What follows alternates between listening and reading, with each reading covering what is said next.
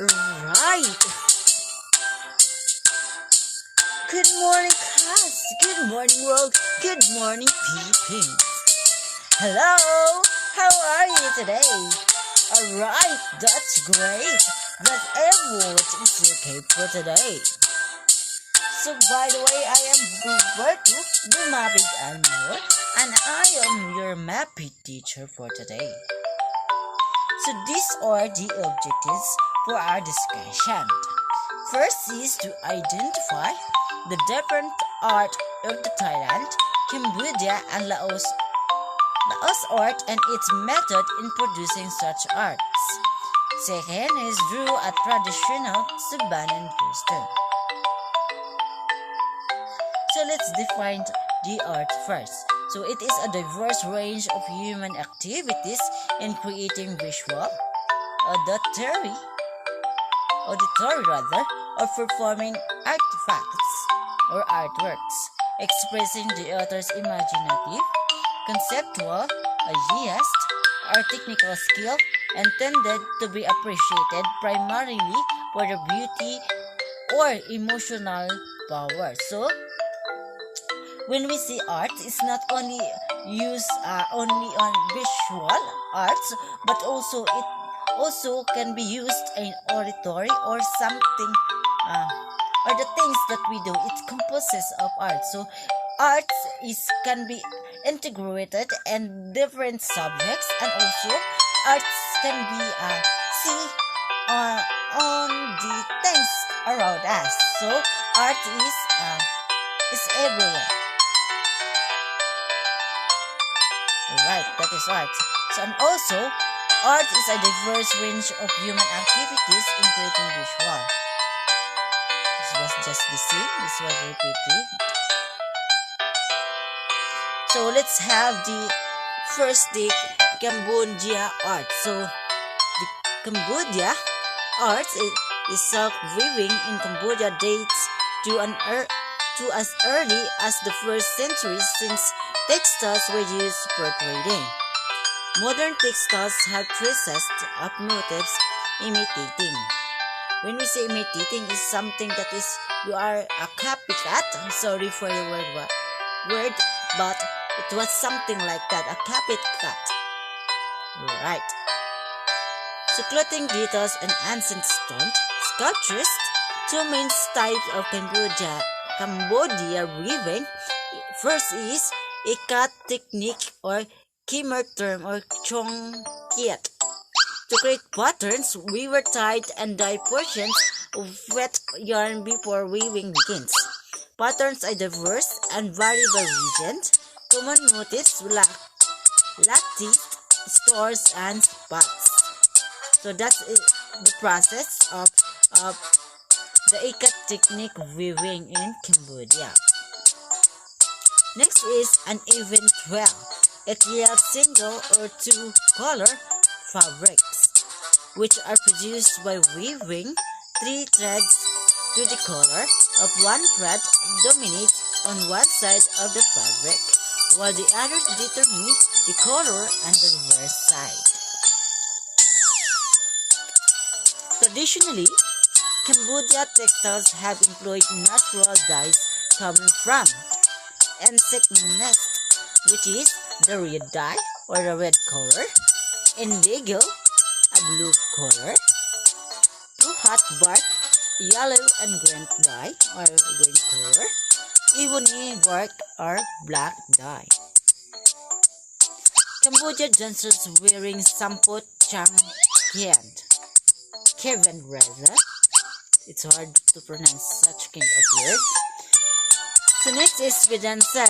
Ikat weaving is vibrant colors, each with Buddhist themes, including Prince Siddhartha on his white horse, temples, white elephants, dancers.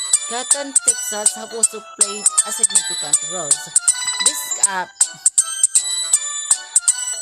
This different textiles has a significant role, which has his own meaning. It has own meaning. So Cambodia culture today Cambodia imports most of its cotton. Traditionally, woven cotton remains popular. Rural women often weave homemade cotton fabric, which is used as garments and for household purposes. Krama, the traditional check scarves worn almost universally by Cambodians, are made of cotton. Always remember that krama is a universal used by the Cambodians that are made of cotton. So let's proceed to Laos art. So according to Lao tradition, stories of their history were not passed on orally nor was written, they were woven. See? Their stories are not only not passed on orally or something you're just stealing or it was written but also in woven or by doing arts. So Laos is strand by strand. Laos stories was weaved in the intricate dense patterns and motifs of textiles. Unfortunately, some are elaborately fantastic and the motifs so cryptic that in many cases only the weaver can accurately interpret the story. So every weaver they are only the one who can completely interpret what is the meaning on that kind of textiles. The most diverse of the stories are ones woven into a thin long skirt whose form is undeniable but whose patterns are unique to each other. So as what you've seen and the pictures, so their pictures are their woven skills was so very unique, so very extraordinary designs, right? It was so colorful, it was so really good in our eyes, and also it was so cultured or a traditional types of costumes or textiles. So now, let's proceed to Vietnam art. So old jacquard looms are still used. So in Vietnam, they use the old jacquard looms, weaving patterns containing centuries-old symbols and characteristics. So their patterns in weaving or making arts has its own symbols or it has its own meaning and characteristics or characters.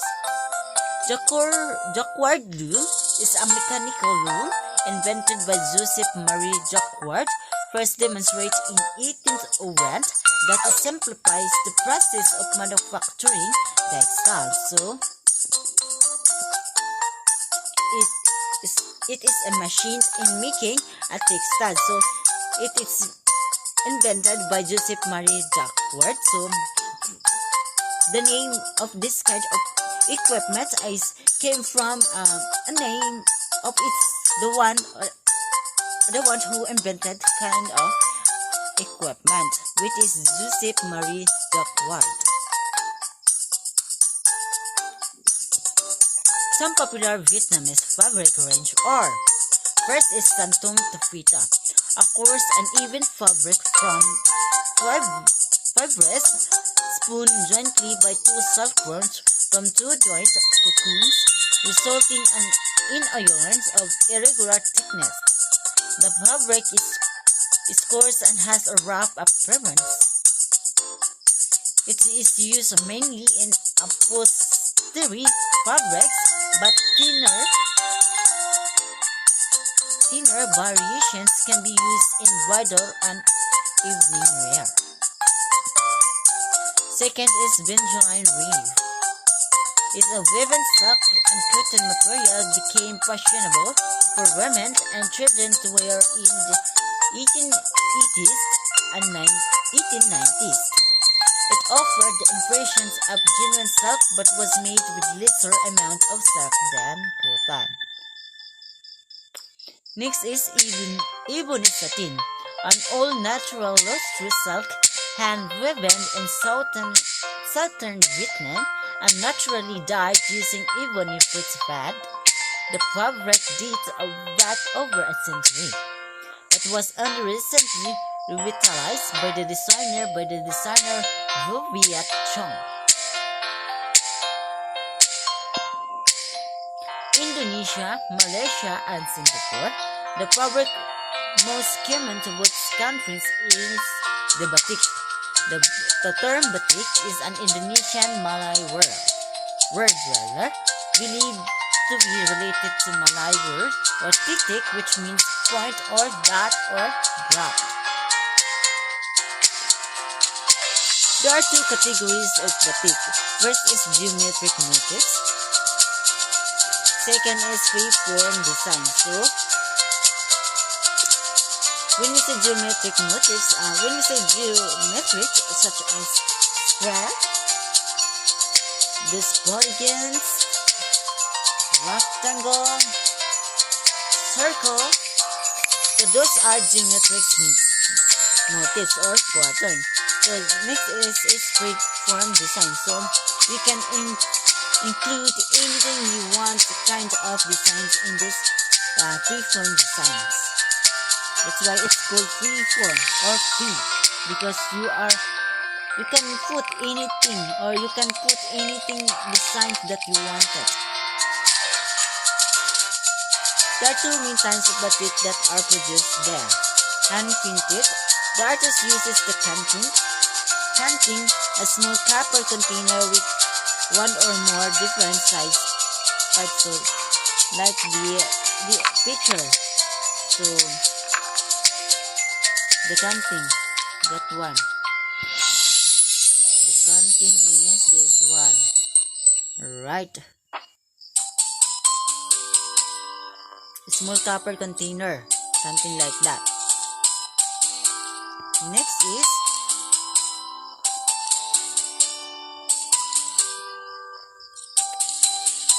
the black printed, done by welding together strips of metal to form a metal block. The metal is then dipped into molten wax and pressed against the fabric in order to make a pattern. So let's proceed to Brunei.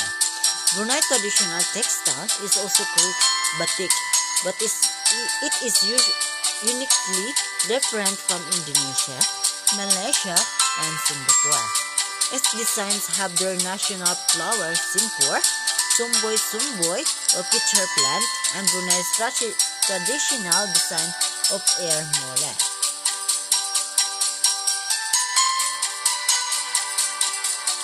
So, that's all of the arts of the Indonesia, Malaysia, Thailand, and Vietnam. So, if you have questions and regards in our topic for today, you can comment in the comment box below, because I'm willing to answer all your concerns with all the knowledge that I have, with all the knowledge that I learned from the book, from a technology, and from my experience. And I hope that you learned something about my discussion in this morning, rather. And if there's any questions or clarifications, alright, very good. So for your activities or your quizzes, you can proceed on your LCMS. I already included there the activities and quizzes. You can answer them. Alright? Just log in on your LCMS. So that's all for today, and God bless you all. Stay safe and be healthy in spite of this pandemic. God bless you all, and bye bye. Love you all.